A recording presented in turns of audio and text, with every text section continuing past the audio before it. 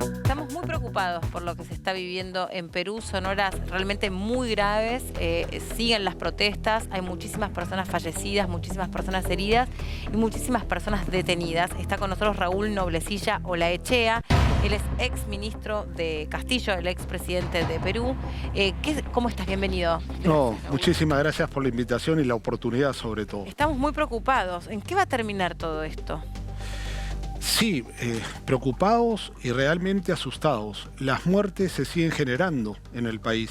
Tenemos un gobierno de Dina Boluarte que lleva menos de 50 días en el poder y tenemos contando 52 muertos en estos momentos. ¿Qué esperamos? ¿Qué es lo que se viene? Bueno, yo creo que lo que está pasando es también para repensar en nuestra nación y también repensar de lo que está pasando en América Latina, en gobiernos de políticas contrarias al pueblo, en gobiernos de políticas neoliberales que tarde o temprano son puestos en jaque por el mismo pueblo, porque el pueblo estaba pidiendo cambios en nuestro país. La llegada de Pedro Castillo significaba esa posibilidad de cambios sustanciales en nuestro país y lamentablemente no solo nunca lo dejaron gobernar, sino que hoy lo tienen preso. Pero ante eso hay la respuesta ciudadana, la respuesta popular, que más que pedir la libertad de Pedro Castillo, o la restitución mejor, porque la libertad está en agenda, están pidiendo cuestiones realmente trascendentales en nuestra patria. Nuevas elecciones, cierre del Congreso y una asamblea constituyente. ¿Por qué tiene que cerrarse el Congreso? Este Congreso, para que se entienda, fue un Congreso que desde el primer día que asume Pedro Castillo, su único objetivo, más que dar leyes, más que legislar a favor del pueblo o a favor de la patria, se dedicó simplemente a ver cómo sacaba, cómo arrancaba del gobierno a Pedro Castillo. 3 mociones de vacancia tuvo que resistir el presidente Pedro Castillo. Ataques sistemáticos, bloqueos políticos en todo momento. Entonces teníamos un poder legislativo con mucho poder, que prácticamente bloqueó la posibilidad de que Pedro Castillo pudiera gobernar, no solamente en favor del pueblo, sino bajo encargo de ese inmenso pueblo que le dio su voto para que sea presidente por 5 años y no por el tiempo que la derecha quería o por estos 17 meses que se mantuvo. Recién conversábamos antes durante la pausa, mejor dicho, el rol que jugó la pandemia y cómo tal vez ayudó a incrementar desigualdades o a ponerlas en mayor evidencia, las desigualdades. Es una sociedad muy desigual, donde hay una falta de equidad social. Muy grande, y eso también se traduce o se refleja mucho en lo débil de nuestra democracia. Tú puedes creer que de la salida del dictador o el exdictador Fujimori hasta nuestros días hemos tenido 11 presidentes en un periodo que no debió abarcar más de 6, constitucional y democráticamente. ¿Qué nos dice esto? Nos habla de la fragilidad de la democracia. La pandemia nos encuentra también.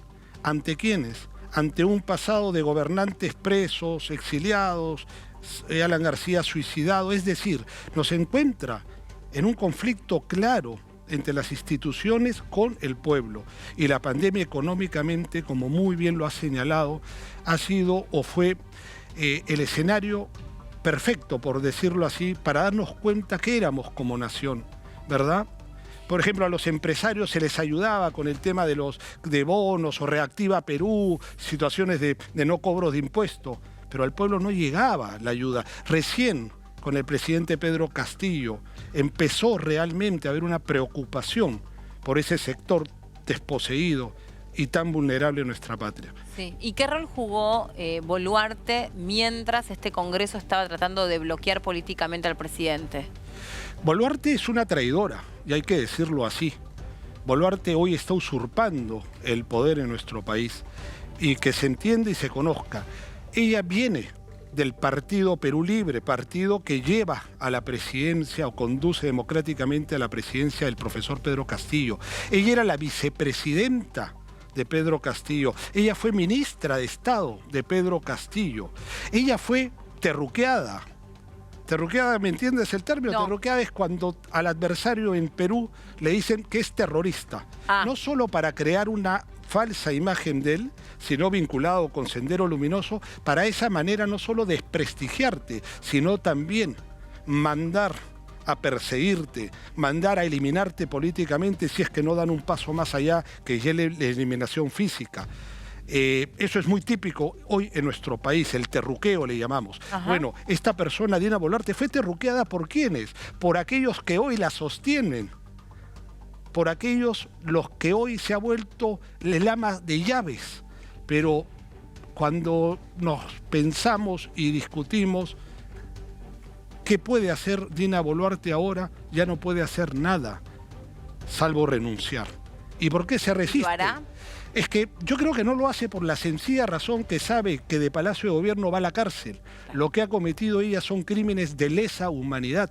Estamos hablando de 52 hermanos, todos del sur, o la mayoría, indígenas, pobres, que lo único que piden es ser escuchados y ser respetados. ¿Qué rol tiene que jugar Latinoamérica, el resto de la región, para que ayude y contribuya a la paz social en Perú? Entender que ya no hay políticas aisladas en nuestro continente, que somos un continente, somos una patria grande de verdad. Somos ese sueño de San Martín, ese sueño de Bolívar. Somos países independientes, pero no aislados. Tenemos una América y queremos una América unida. Entonces, nuestra batalla no es solo desde dentro, no es solo en la interna. Necesitamos que el contexto internacional lo sepa, que el contexto internacional realmente lo asuma, que los pueblos, como el hermano pueblo argentino, a quien nosotros amamos en demasía, las Malvinas son y algún día volverán a territorio argentino, y nosotros estamos dispuestos, como lo estuvimos, a defender al lado de ustedes. Les pedimos que nos apoyen entendiendo la situación y que nos apoyen dando a conocer a su pueblo lo que realmente está ocurriendo en nuestro país, que es un genocidio realmente. Esperemos que realmente se pueda alcanzar la paz lo antes posible, sobre todo por la inmensa cantidad de personas que le están sufriendo, están pasando pésimo en todo el territorio peruano, y esperamos que la CELAC, esta cumbre que va a empezar esta semana, pueda pronunciarse al respecto, ¿no? Y hacer un poco de presión en el buen sentido para que se convoquen elecciones. Presión democrática. Nosotros no estamos buscando romper cosas o claro. No. Nosotros buscamos, mediante la democracia, dos cosas fundamentales: el diálogo y el respeto de quienes realmente merecen ser escuchados, que son los pobres de la patria. Muchas gracias por haber venido. No, las gracias a ustedes. Muy amable. Nosotros hacemos la